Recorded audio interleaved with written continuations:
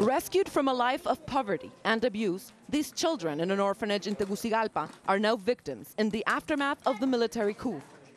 European money financed 70% of the operations for this shelter until a month ago. But after Manuel Zelaya was ousted from power, aid from donor nations was cut off.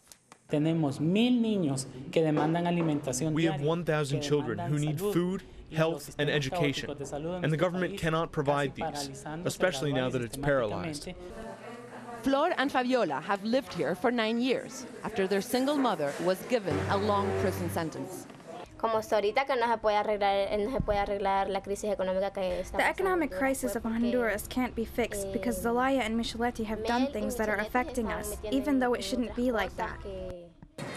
Half of the Honduran population is under 18, and a third are considered at risk of abuse, forced labor, and homelessness. In the poorest slums of Tegucigalpa, people are anticipating that an already dire economic situation is likely to become much worse, given the political crisis and the freezing of aid from the international community. They say the most vulnerable will suffer the most: the elderly, the sick, and the children.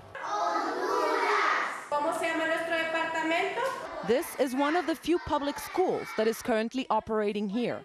After the coup, deposed President Manuel Zelaya called on teachers to strike and walk away from their classes to join the protests.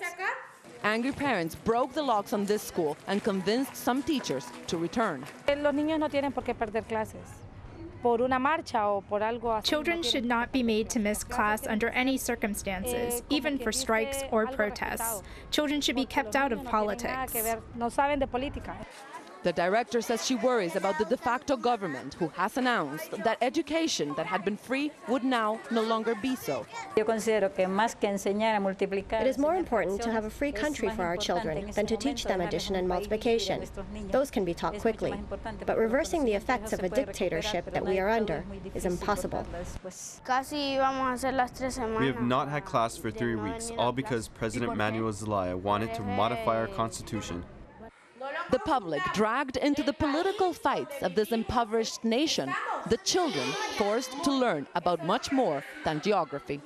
Mónica Villamizar, Al Jazeera, Tegucigalpa.